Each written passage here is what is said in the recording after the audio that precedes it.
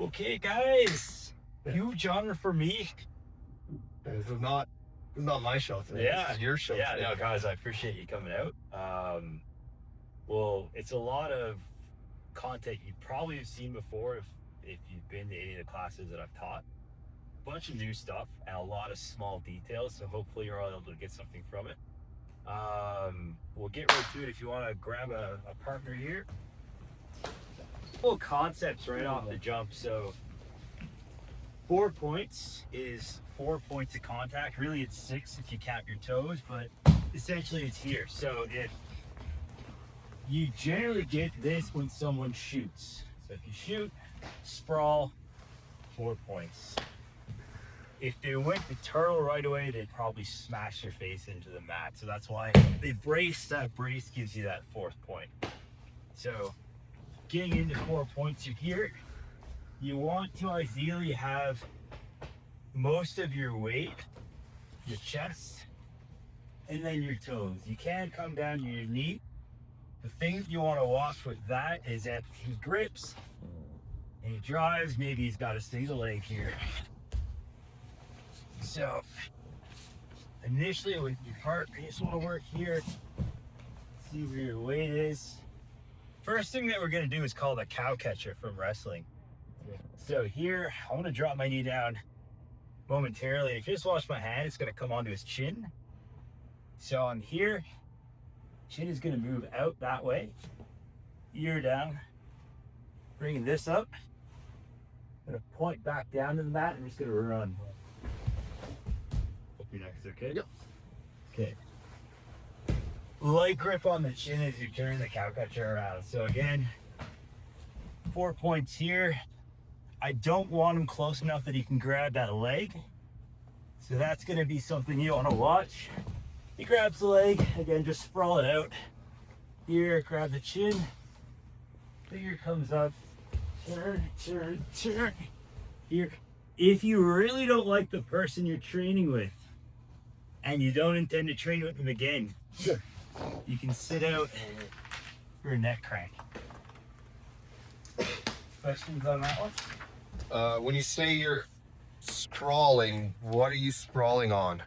Like you're sprawling on your toes? Great question. So we're on to 4 points here.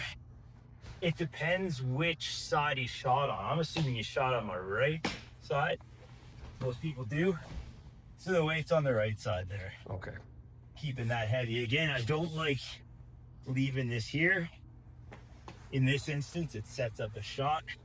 If he grabs, what I want to do again, hip down, grab the chin. This is coming up. Walk, walk, walk.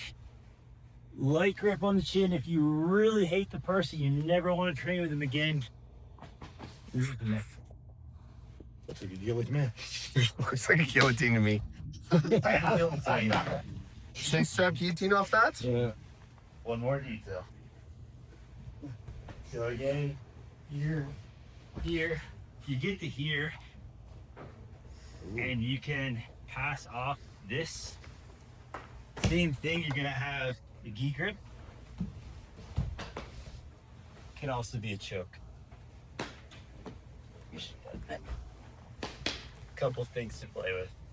Main mechanics you want to focus on is just getting the cow catcher turned around. Questions on that one? Pretty simple technique. Super powerful. It's one of those ones, like, I'm usually about 20 pounds lighter than whoever I'm rolling with for most of the time I've been doing jiu-jitsu, so I really like that one. Another great option if I can use you again, and you guys have seen this, but I'll add a couple details. So again, we're here.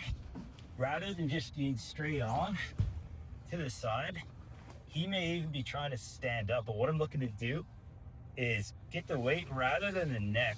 I'm gonna imagine Evan is wearing a yarmulke. I'm just gonna put that right down into the mat. So kind of right on the crown of his head here. A lot of pressure. Generally you can get your head up, like try and lift your head up. On the neck, yeah, a lot of power there. It's here, it's a little bit more difficult to keep your head up.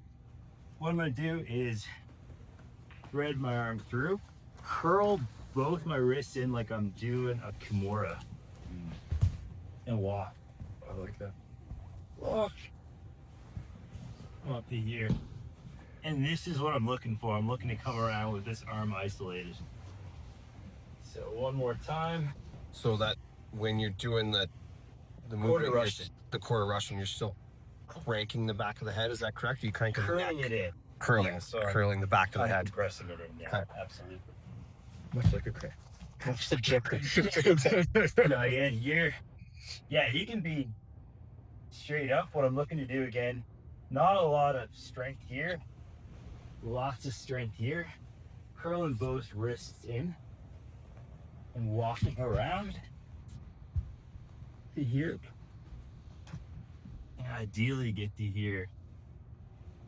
If you've seen this one, I know a lot of you guys have seen this one already. To here, come to the rack. Lots of great options. My personal favorite is here.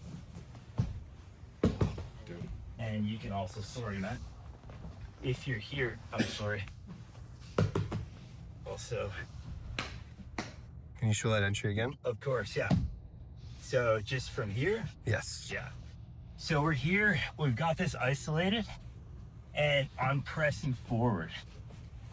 So here, I'm gonna put my hand into his armpit, just say if it's uncomfortable.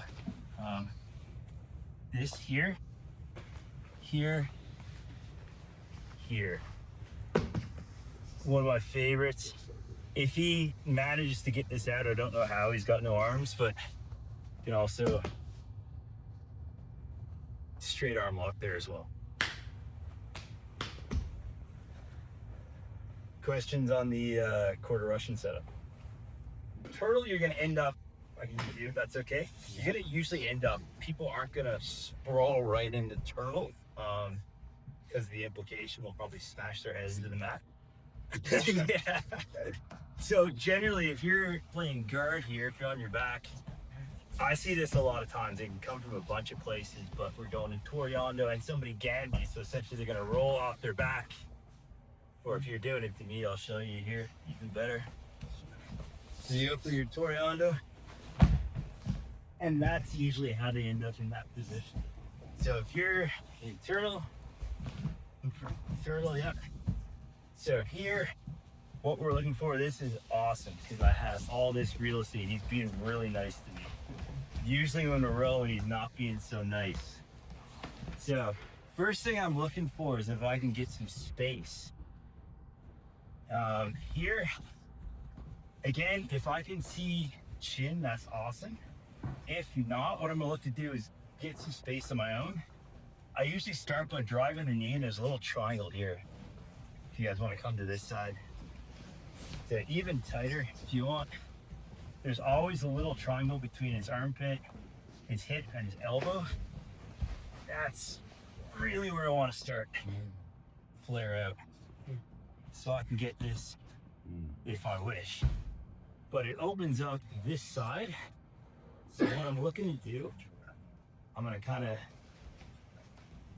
using my hand in here. This one, quick, comes on tight. Two ways to set up a clock choke, but it's one of the best ones off the turtle. So here's a classic. Be here. Gonna move.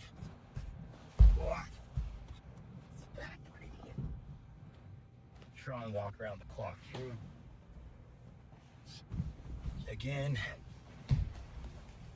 Here. I'm really looking to drive in. Get some space. He's doing absolutely the right thing. Not what I want him to do, but he's doing absolutely the right thing. He's burying his chin. I'm hoping to kind of get a knife hand, turn his jaw, get to here.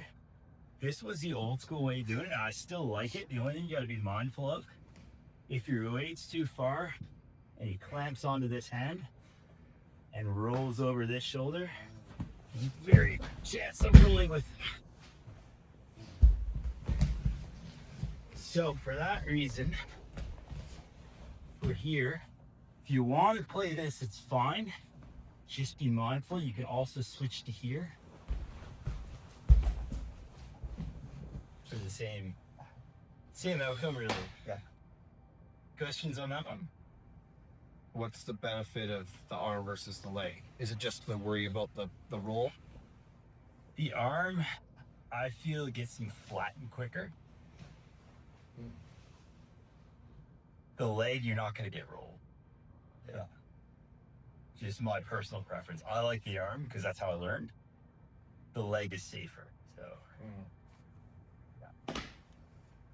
But you can break them down with the arm. Yeah. Better than with the leg. And switch back and forth. Right. I mean, if you feel they're gonna roll you, switch to the leg. They start coasting on that arm, take the arm, play with it until you find your balance point. Ken actually brought up so here. So this is old school. Get a little bit loose here. New. Ken and a couple other guys from Northside really like this. So here, drop the elbow down. You can also block. Basically, as long as you got something on this side, either elbow, shoulder, or hip blocked to keep them from falling, you get the clock choke. Now, One more time, Shawn? yeah, of course. So we're here, and he's doing the right thing. He's got his jaw buried, so you're gonna look to kind of ride your chin up this way. Here, I'm gonna block.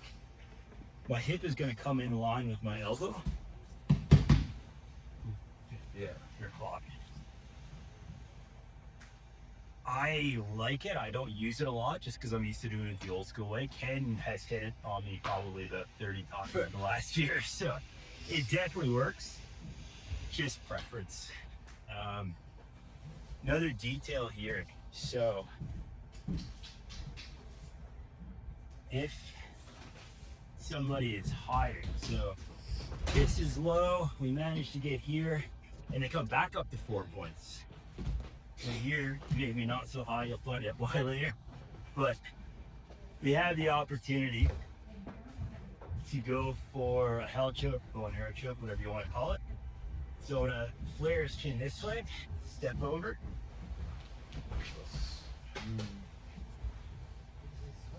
To a rolling hell choke. So one more time. We're here.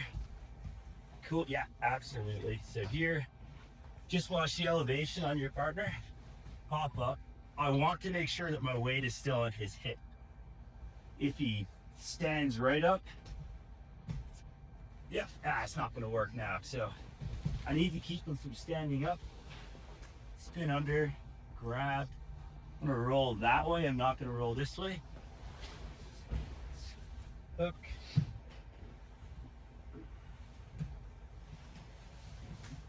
Rolling bow and arrow. One last little detail. If you particularly don't like the person, if there's a camera on you, or if there's somebody in the audience you really want to show off to, see if I can even remember how to do these now. You can also go for a tornado choke. So that's gonna look like that. Kick him in the head. No, right. A little bit more, a little bit more advanced, lots of fun. Looks good on camera if you pull it off right. So, play with those two. Oh, yeah. So, another option, like I said, Jared plays this position really well, Turtle. So, we can't get a whole hand through in here. But again, we're gonna find that triangle, drive through space. Maybe come to about 45. So I'm making more space with my knees. I'm coming through. And it's gonna be a fight. He's gonna try and push that back. People don't really think much about this. It's pretty innocuous. Just there's nothing really that the tail of the gi is gonna do. So what I'm gonna do is I'm passing the gi from this hand to this hand underneath. And I'm just gonna kind of ratchet it in till it's tight. Now generally you can kind of feel the tail. There's a tail here. So I'm looking to feel that. And I'm looking to clamp this down on his head. Now what I'm looking to do is switch this knee to that knee and kind of do like what I would do for a guillotine.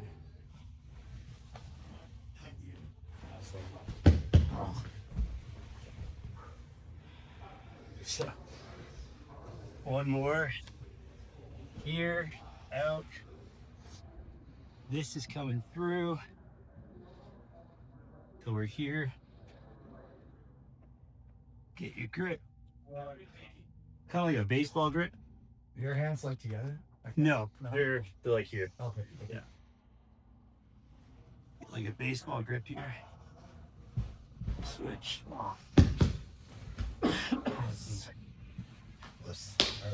Yeah. It's a sneaky one. Most people don't expect it. They just think, oh, there's nothing going on with that detail, and then there's a choke. Every time I see what she pulls me up. I know. Yeah. I know that's yeah. Kind of move. Yeah, I'm in danger. Other than that, I don't want to be there. Yeah. So that's a vampire choke. It's one of my favorites. It's a sneaky one. So. Brett, if you don't mind. Charles Oliveira is famous for this no gi. Sorry. Get that gi tied crisply. So again, Charles Oliveira is doing the same thing. He's here. Switches. So he's coming this way. And he's essentially coming here, here.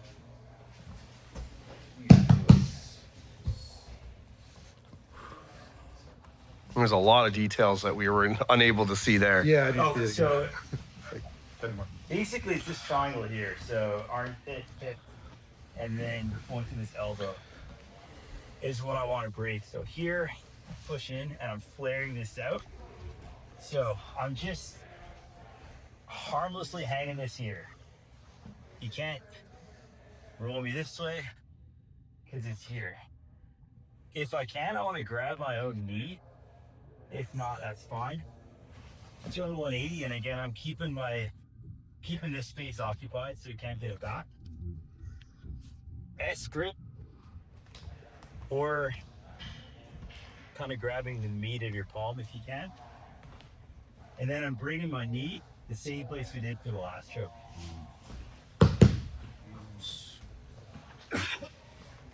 So this is Charles Oliveira JT. All over YouTube or Instagram if you want to look it up. Yeah. Question. Look at fighting stance. All right, last part here. So we've covered it. We'll just start on that side. We're really We'll just pass each other, okay? tight here.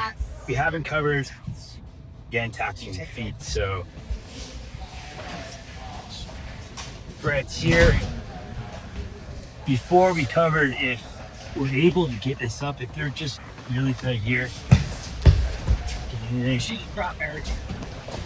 What I'm gonna look to do, turn 180, if I can see his toes, and 90% of the chance you can, I'm gonna lift up, slide through, switch to here, and we got a bunch of options. Mainly what I'm looking to do first, the capsizer. There you go. I can also get the truck, and those are the two that we'll focus on last. From the truck, you have this, banana split. There's a whole bunch of options.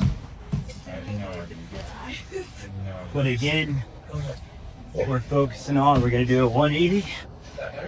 Grab the toe. As we're lifting, we're shifting the bottom foot through and catching that break.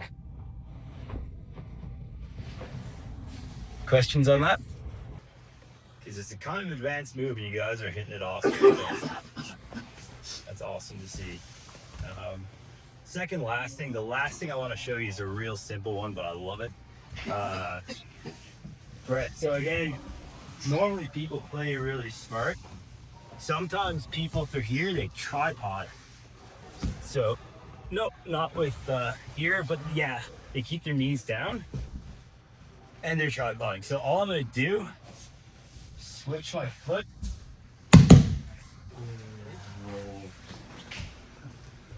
Sorry. So I know he's looking to come up onto his feet. So what I'm gonna do is switch to here. I got my knee right on his calf. Okay. Sorry. Yeah. I'm just looking to What's that considered? call this Screaming Eagle, I think. It's a catch wrestling move. Is it a calf crusher or is it a ankle lock? Is It's it a a JDF Eagle?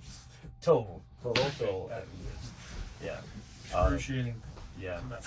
So I won't do it on you. I'm just going to show. So how this works as they're coming up. So again, I have 180. I know he's going to try and try. Oh, it's like keep my weight down, and I'm going to try and squash this, even if he's up a little bit.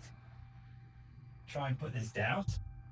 All I'm looking to do, weight on the meat of his calf here, and I'm just slightly turning his toe in. Again? Yeah. So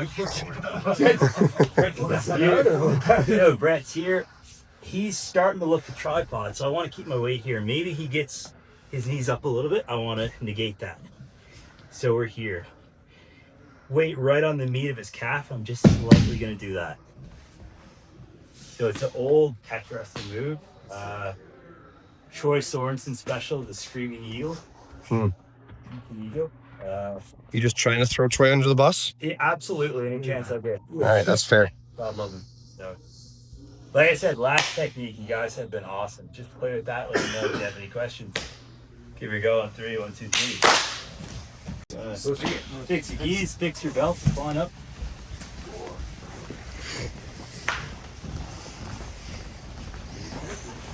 Yeah, I don't know why I have. I wonder who owns that. Yeah, how can I get that confused?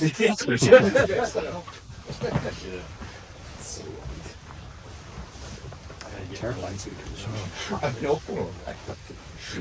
It's gonna happen. What side I'm supposed to go on? The wrong side. Yeah, there you go. I'm still flipping up here. Yeah. Looks like who goes where.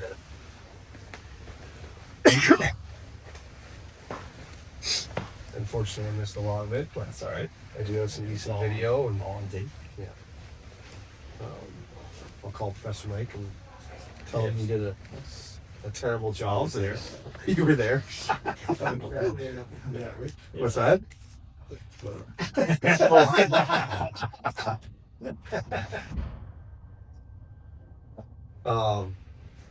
Let's give one more round of applause for Shawn.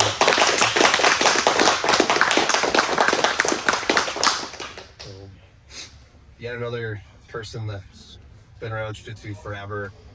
He's a good guy. It's exciting to see him go for his black belt, and that was really nice. He was the second person from Sylvan, third after me, myself and Doug, and well, super excited. And many more to come. That's right. May 1st. That's what that one is. That'll be in Edmonton. Yeah, Master Brain will be here. There's like 6 people going for black belt at the time. People going to black, yeah. You, Jordy, the 2, Yeah. father, son, Bryn, Yeah. and there's one more. But yeah, there's a There's a crew, yeah, it's like holy smokes. which is nice. Yes. Yeah. And then Dana's downstairs. The idea was Shawn charged 30 for this. All the money goes to Shawn. So Dana's downstairs. You want to take care of that with her? That's probably the easiest that way. I wouldn't let her go home yet. Slowing down there. Yes. And that's him. And so some.